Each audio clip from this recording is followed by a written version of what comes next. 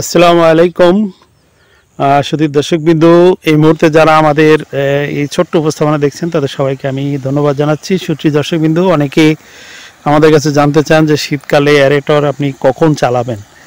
পুকুরে মাছ চাষ একটু অধিক ঘনত্বে বা নিরাপদে চাষ করতে হলে এই অ্যারেটরের গুরুত্ব খুবই গুরুত্বপূর্ণ এবং হলো বিশেষ করে যারা পাবদা মাছ চাষ করেন, আপনার হলো শিং মাছ, পাবদা মাছ, গুলশা মাছ, এই জাতীয় মাছ যারা চাষ করেন, চিংড়ি মাছ যারা চাষ করেন, বিশেষ করে গলদা চিংড়ি যারা চাষ করেন, তাদের চাষের জন্য বা যে কোনো মাছ অধিক ঘনত্বে চাষ করতে হলে আপনার অ্যারেটরের ফাংশন, অনেকগুলো ফাংশন। শুধুমাত্র যে এরা অক্সিজেন দেয় তা না, শীতকালে, বিশেষ করে শীতকালে একটি বড় কাজ হয় এই অ্যারেটরের মাধ্যমে। সেটা হচ্ছে যে আপনার পানির মানে উপরে পানি যে সারাদিনে পানিটা গরম হয়েছে, এখন দুপুর 12টার সময় যদি অ্যারেটর, সাধারণত শীতে দুইবার অ্যারেটর চালাতে হবে ন্যূনতম, সেটা হচ্ছে দুপুর 12টার সময়। তো 12টার সময় অ্যারেটর চালালে সুবিধা হলো যে উপরের পানি গরম হয়ে গেছে, এই গরম পানিটা পুকুরের তলদেশে চলে যায় প্রবাহের মাধ্যমে, ফলে তলার ঠান্ডা পানি উপরে আসার সুযোগ পায় এবং এই গরম পানি নিচে যাওয়ার কারণে যেসব মাছ নিচে থাকে বা যেসব প্রাণী নিচে থাকে তাদের জন্যে সুবিধা হয়। বিশেষ করে মাছে শীতকালে কম খায় আমরা সবাই জানি, কিন্তু যদি সে টেম্পারেচার উষ্ণ পানি পায় তাহলে তার ক্ষুধা লাগে, সে তখন খাবার খায় এবং খাবার খেলেই মাছ বড় হয়। তো এই জন্য শীতে ন্যূনতম দুইবার আপনার অ্যারেটর চালাতে হবে। একবার হচ্ছে সকাল বা দুপুর 12টার সময়, আর একবার হলো ভোর 3টের সময়। তো ভোর 3টের সময় অ্যারেটর চালানোর উদ্দেশ্য হলো যে লেট নাইটে বা শেষ রাতে যদি অক্সিজেনের সংকট হয় তাহলে সেই সংকটটা প্রধানত পূরণ করবে। এবং এই যে অ্যারেটর চালালে যে আপনার পানির যে স্রোত সৃষ্টি হয়, এই স্রোতটা মাছের একটা নর্মাল বিহেভিয়ার বা নর্মাল লাইকিং, যে সে সাধারণত স্রোত পছন্দ করে।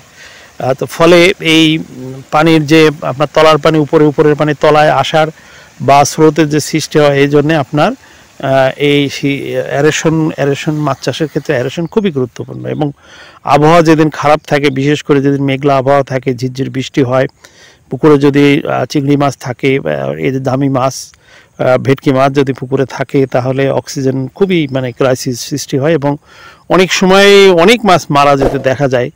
তো অ্যারেশন থাকলে এই রিস্কটা কভার করা যায়। আর সবচেয়ে বড় বিষয় হলো যে পানিতে যদি স্যাচুরেটেড অক্সিজেনের মাত্রা যদি একটু বেশি থাকে, নর্মালের থেকে অক্সিজেনের মাত্রা যদি একটু বেশি থাকে, তাহলে মাছের অ্যাপেটাইট অর্থাৎ তার ক্ষুধা বাড়ে এবং সে খাবার খায় অক্সিজেনের সমৃদ্ধ বেশি থাকলে। এবং যে আপনার এই যে মাটি এবং পানির ভিতরে যে ফিজিওকেমিক্যাল যে রিয়াকশনগুলো হয়, অর্গানিকের ভিতরে যে কেমিক্যাল রিয়াকশনগুলো হয়, সেই রিয়াকশনগুলা অক্সিজেনের উপস্থিতিতে সেই রিয়াকশনগুলো ভালো হয়, উপকারী ব্যাকটেরিয়া উৎপাদনের ক্ষেত্রে বা নানান ক্ষেত্রে এই বাড়তি অক্সিজেনটা কাজে লাগে।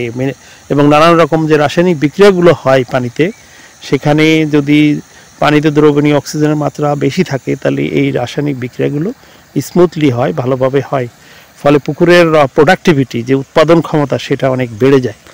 তো আমরা যারা শীতকালে মাছ চাষ করছি এবং পুকুরে আপনার মাছ আছে, পর্যাপ্ত মাছ আছে, তারা আমরা ন্যূনতম দুইবার আমরা অ্যারেটর চালাবো। তো যারা ধৈর্য সহকারে আমাদের উপস্থাপনা দেখলেন, এই ছোট্ট উপস্থাপনা, আশা করি এই এই স্বল্প সময়ের তথ্যে দিয়ে আপনার মাছ চাষ উপকার হবে। তো ধৈর্য সহকারে শোনার জন্য, এবং যারা এই উপস্থাপনার উপরে বা মাছ চাষ সংক্রান্ত যদি কোনো প্রশ্ন থাকে তাহলে কমেন্টসে উল্লেখ করবেন। আমরা দ্রুততম সময়ে সেই প্রশ্নের উত্তর আমরা গুরুত্ব সহকারে দিয়ে থাকি এবং হলো আপনাদের প্রত্যেকটা প্রশ্নই আমরা খুবই গুরুত্ব সহকারে নিয়ে থাকি। তো ফলে আপনার হলো যে আপনার গুরুত্ব সহকারে উত্তর দিয়ে থাকে, অতএব আপনি নির্দ্বিধায় আপনার প্রশ্নগুলো আমাদের করতে পারেন। আমরা দ্রুততম সময়ে ও যথার্থ তথ্য সম্বলিত উত্তর দেওয়ার চেষ্টা করি।